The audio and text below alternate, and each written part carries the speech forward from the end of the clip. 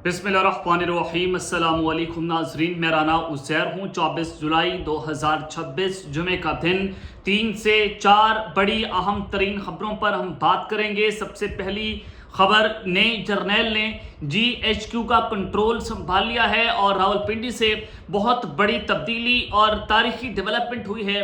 Lieutenant general Aamir रजा, ये कौन है जो नए जर्नैल आए हैं जिन्होंने कंट्रोल अपने हाथ में लिया है और अचानक से ये इतनी बड़ी डेवलपमेंट का सामने आ जाना, इसकी टाइमिंग्स भी बहुत इंपॉर्टेंट हैं। इस पर हम तफसीली रोशनी डालेंगे। GHQ से जो खबरें आ रही हैं, जो खबरें रिपोर्ट हुई हैं, जो प्रेस रिलीज निकल कर सामने आया है, वो भी आपके सामने रखूंगा और उसका हमने मिलकर पोस्टमार्टम करना है। दूसरी जानिब इस वक्त भारत के अंदर जेनजी उनका जो एहतजाज है वो बड़े खतरनाक तरीन मरहले में दाखिल हो चुका है और नई दिल्ली से जो खबरें आ रही हैं कि नई दिल्ली फतह, मोदी ने घुटने टेक दिए हैं। इस हवाले से भी कुछ इंपॉर्टेंट डिटेल्स आपके सामने रखनी है। आगे बढ़ने से पहले आप सबसे मेरी दरख्वास्त होगी कि आपने इस चैनल को लाजमी तौर पर सब्सक्राइब करना है, बेल आइकन जरूर प्रेस करें। कमेंट सेक्शन में पाकिस्तान जिंदाबाद का नारा कमेंट करना मत भूलिएगा।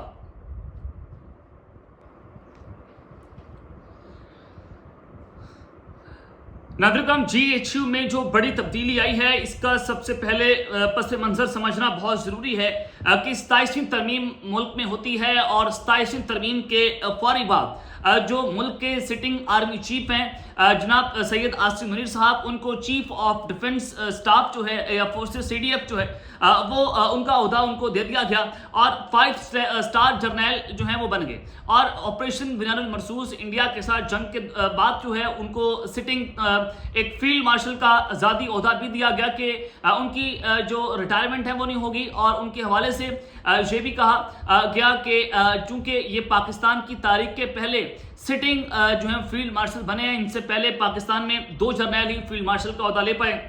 इनसे पहले ये ओहदा जो है वो administrator, chief marshal administrator Ayub Khan के पास जो है वो मौजूद था। अब चूंकि 5 स्टार जर्नैल आसिम मुनीर बन चुके हैं और अब 4 स्टार जर्नैल जो कि आमतौर पर आर्मी चीफ होते हैं, अब ये 4 स्टार का जो ओहदा था वो खाली था। अब 3 स्टार जो होते हैं वो लेफ्टिनेंट जनरल होते हैं, 4 स्टार फुल जर्नैल और 5 स्टार जो है वो चूंकि अब फील्ड मार्शल जनाब चीफ ऑफ डिफेंस फोर्सेस में वो आर्मी चीफ आसिम मुनीर साहब बन गए। तो अब जो आमिर रजा साहब हैं, ये लेफ्टिनेंट जनरल आमिर रजा साहब, इनको 4 स्टार जनरल के ओहदे पर तरक्की दे दी है। इससे पहले जो है ये तरक्की के साथ अब इनके पास कौन सा ओहदा आया, तरक्की के साथ इनको कमांडर नेशनल स्ट्रेटेजिक कमांड भी मुकर्रर कर दिया गया है। अब चूंकि ये जितनी भी कमांड है फौज की, ये उनको लीड करेंगे और वज़ीर-ए-आज़म ऑफिस के मुताबिक जनरल आमिर रजा इससे कबल चीफ ऑफ जनरल स्टाफ के तौर पर फ़राइज़ अंजाम दे रहे थे। ये पहले चीफ ऑफ जनरल स्टाफ थे। चीफ ऑफ जनरल स्टाफ को de facto army chief GHQ के अंदर कहा जाता है कि सारे जो इंतजामी काम है ये उनकी जिम्मेदारी होती है।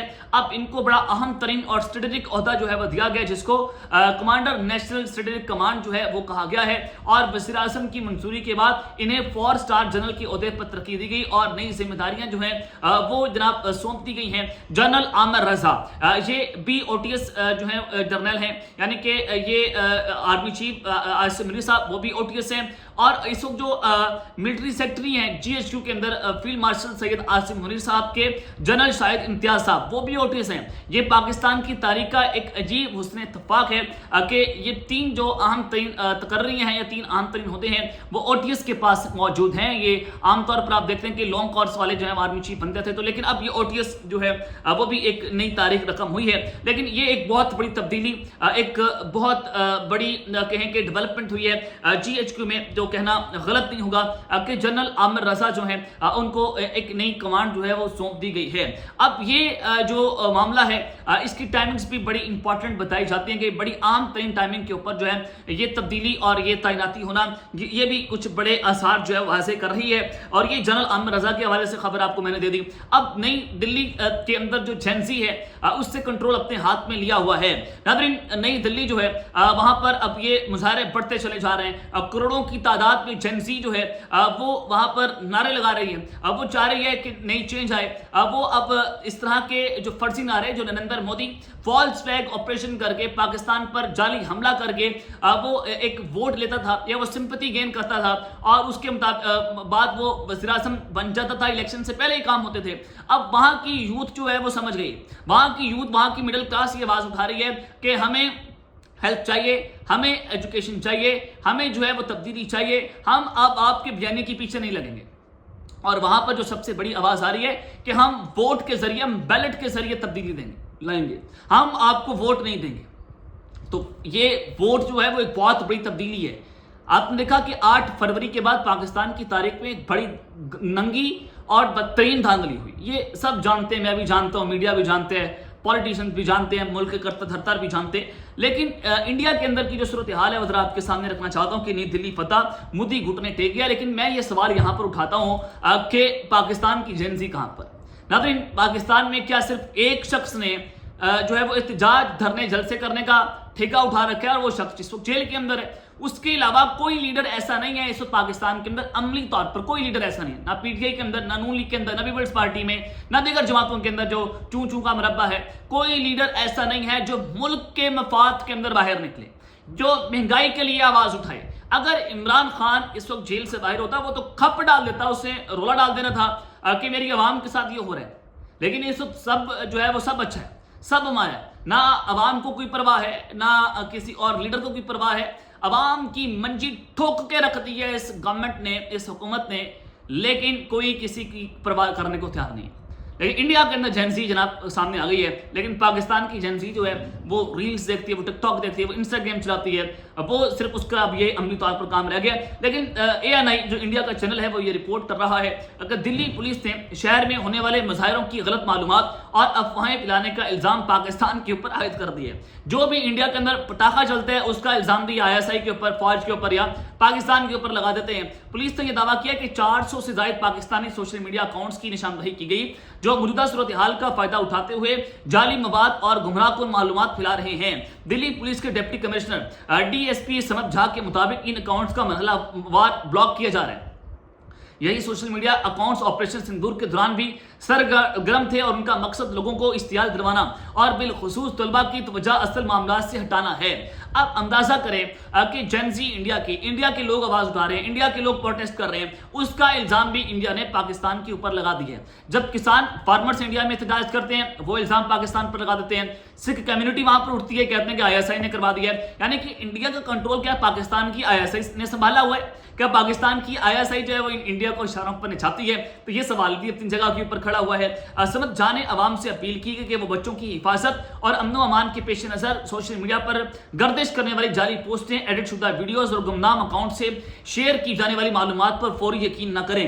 اب یہ انڈیا بات کر رہا ہے کہ 400 سے زائد پاکستان کے سوشل میڈیا اکاؤنٹس ہیں وہ جو یہ پروپیگنڈا رچا رہے ہیں. چلیں اگر پروپیگنڈا ہم رچا رہے ہیں، یہ پاکستان رچا رہا ہے، تو انڈیا سے جو ویڈیوز نظر آ رہی ہیں جو آپ کا چینل چلا رہا ہے، کیا وہ بھی پاکستان کروا رہے ہیں؟ آپ اندازہ کریں کہ انڈیا جو ہے وہ ایک اتنی بڑی ڈیموکریسی اور وہ جمہوریت کے بہت بڑے چیمپئن، ہیومن رائٹس کے بہت بڑے چیمپئن، وہ آج یہ کہہ رہے ہیں کہ انڈیا کے اندر جو کچھ ہو رہا ہے وہ پاکستان کروا رہا ہے. تو یہ ایک جو ہے وہ خبر ہے کہ انڈیا بیسیکلی انڈیا کا کنٹرول مودی گھٹنے ٹیک چکے ہیں، مودی گھٹنے ٹیک چکا ہے اور اب جنزی نے وہاں پر کنٹرول سنبھالا ہوا ہے اور نئی دلی بھی اب جنزی فتح کر چکی ہے. اب یہ جو احتجاج ہے کروڑوں کی تعداد میں پھیلتا چلا جا رہا ہے اور یہ مختلف شہروں تک احتجاج کا دائرہ کار بڑھ رہا ہے. تو یہ ایک بہت بڑی تبدیلی ہے، بہت بڑی تبدیلی. آپ اس کو کہیں تو کہنا غلط نہیں ہوگا کیونکہ آج سے پہلے جو ہے وہ ہم نے ایسے احتجاج ہوتے ہوئے نہیں دیکھے. ہم نے سری لنکا میں دیکھا کہ وہاں پر لوگ جو ہیں وہ جب ان کے صبر کا پیمانہ لبریز ہوا تو وہ پارلیمنٹ پہ چڑھ دوڑے، وہ صدر ہاؤس میں گھس گئے، وہ اپنے وزیر اعظم کے گھر میں گھس گئے. انہوں نے اب اپنے ہاتھ کے اندر قانون لیا. کیوں لیا؟ کیونکہ عوام کی منجی وہاں پر ٹھوکی جا رہی تھی. بنگلہ دیش کے اندر وہاں پر بھی اسٹوڈنٹس نے اپنے رائٹس کا استعمال کیا اور اسٹوڈنٹس وہاں پر کھڑے ہوئے اور ایک بہت بڑی تبدیلی، ایک بہت بڑا انقلاب آیا. اب same as it is India کے اندر بھی اسٹوڈنٹس اور جنزی کھڑی ہوئی ہے. اب پاکستان میں بھی ہماری جنزی، ہمارے اسٹوڈنٹس جو ہیں وہ کہاں پر ہیں، وہ کیوں خاموش ہیں، وہ کیوں دھرے ہوئے ہیں؟ یعنی کہ 26 نومبر کے بعد عوام کی جو پروٹیسٹ کی کیپیسٹی ہے وہ ختم کر دی گئی ہے عملی طور پر. کیونکہ بہت ڈر ہے، بہت خوف ہے، لوگ باہر نہیں نکل سکتے، گولیاں سیدھی چل جاتی ہیں، تو اس وجہ سے پاکستان کے اندر ایک ڈر کا اور خوف کا ماحول ہے. لیکن Pakistan is for better than India. اگر آپ یہ کہیں کہ Pakistan is for better than India تو کہنا غلط نہیں ہوگا. عمران خان کے حوالے سے ایک دو خبریں آپ کو دینا چاہتا ہوں کہ اچانک سے سپریم کورٹ اور جو آئینی عدالت ہے وہ ایکٹیو ہو گئی ہے. یعنی کہ سپریم کورٹ عام طور پر ایک پاکستان کی سب سے بڑی اعلیٰ عدلیہ تھی اور وہ عملی طور پر اب ختم ہو گئی ہے. سپریم کورٹ کے چیف جسٹس کے پاس کوئی اختیار نہیں ہے اور جو بھی کیس آتا ہے یہ فیڈرل کانسٹیٹیوشن کورٹس کو بھجوا دیتے ہیں. یعنی کہ پی ٹی آئی کو انکاؤنٹر کرنے کے لیے آپ سے سپریم کورٹ مینیج نہیں ہو رہی تھی، اب supreme court P T I کو انکاؤنٹر نہیں کر پا رہی تھی، تو اس کو رگڑنے کے لیے آپ نے فیڈرل کانسٹیٹیوشن کورٹس بنائی. فیڈرل کانسٹیٹیوشن کورٹس کے جو ججز ہیں وہ ہماری ایڈمنسٹریشن نے لگائے، ہماری حکومت نے لگائے. اب نیب کیسز سے متعلق سپریم کورٹ نے ایک فیصلہ سنایا ہے جس میں کہا گیا کہ نیب کیسز میں مرکزی اپیلیں اور ضمانت کی درخواستیں ان کی سماعت وفاقی آئینی عدالت کرے گی. یہ ہمارا دائرہ اختیار نہیں ہے. تو سپریم کورٹ کا دائرہ اختیار کیا رنگ روغن کروانا، کیا فرنیچر چینج کروانا اور یشیاں کرنا، اس کے علاوہ سپریم کورٹ کا میرے پاس مجھے نظر نہیں آ رہا کوئی دائرہ اختیار ہوگا. تو یہ جو بھی کیس آتا ہے وہ وفاقی آئینی عدالت کو بھیج دیا جاتا ہے. سپریم کورٹ عملی طور پر کوئی کیسز نہیں سن رہا. اور عمران خان نے بھی ہائی کورٹ کی ضمانت کیس سپریم کورٹ سے رجوع کیا تھا. رجسٹرار سپریم کورٹ نے درخواست پر اعتراضات عائد کر کے اس کو واپس کر دیا ہے کہ یہ جو معاملہ ہے یہ فیڈرل کانسٹیٹیوشن کورٹ جو ہے وہ سنے گی، ہم اس کیس کو نہیں سن سکتے. سپریم کورٹ کے اس فیصلے کے بعد واضح ہو چکا ہے. اور نیب کیسز آرٹیکل 175A اور F کے تحت تمام کیسز وفاقی آئینی عدالت کو ٹرانسفر تصور سمجھے جائیں گے. اب یہ جو آج کا فیصلہ جو جسٹس محمد علی صبراہی کی نے 3 رکنی بینچ نے یہ فیصلہ سنایا ہے جس میں جسٹس مسرت ہلالی اور جسٹس شاہد بلال حسن شامل تھے، اس سے نظر آتا ہے کہ اب عمران خان کے کیسز جو ہیں وفاقی آئینی عدالت سنے گی، نہ کہ سپریم کورٹ آف پاکستان. اب یہ اچانک سے جب عمران خان کی رہائی کی تحریک کی بات ہو رہی ہے، لانگ مارچ کی بات ہو رہی ہے، 5 اگست کی بات ہو رہی ہے، تو وفاقی آئینی عدالت جو ہے متحرک ہو گئی ہے. چیف جسٹس امین الدین خان جنہیں وزیر اعظم شہباز شریف کی سفارش کے اوپر تعینات کیا گیا تھا، انہوں نے وزیر اعلیٰ کے پی کے خلاف 2 جو اہم آئینی درخواستیں ہیں وہ 29 جولائی کو سماعت کے لیے مقرر کر دی ہیں. 5 اگست سے پہلی درخواست سہیل آفریدی کی جانب سے عمران خان رہائی فورس کی تشکیل سے متعلق ہے کہ ان کے بیان کے خلاف ہے، جبکہ دوسری درخواست میں 9 مئی کے مقدمات کے پی کے سے کسی دوسرے صوبے منتقل کرنے کے حوالے سے ہے. ان دونوں درخواستوں کے قابل سماعت اور دوسرے فریق کو سنے بغیر ہی آئینی عدالت کے چیف جسٹس نے رہائی فورس کے معاملے پر سہیل آفریدی کو طلب کر رکھا ہے، جبکہ 9 مئی کے کیسز کے معاملے میں حکم امتناع یعنی کہ اسٹے آرڈر جاری کر رکھا ہے. اب یہاں سے آپ کو نظر آ جانا چاہیے کہ 5 اگست سے پہلے یا پاکستان تحریک انصاف جو ہے ان کے لانگ مارچ ان کے دھرنے سے پہلے سہیل آفریدی کو کہا گیا کہ آپ کو آپ کے عہدے سے نااہل کر دیا جائے گا وفاقی آئینی عدالت سے، اور آپ اس فیصلے کو کہیں چیلنج نہیں کر سکتے. یہ بھی ایک جو ہے بتا دیا گیا. دوسرا یہ میسج دے دیا گیا کہ پاکستان تحریک انصاف کے لیے ابھی تک کوئی بھی پولیٹیکل سپیس جو ہے موجود نہیں ہے.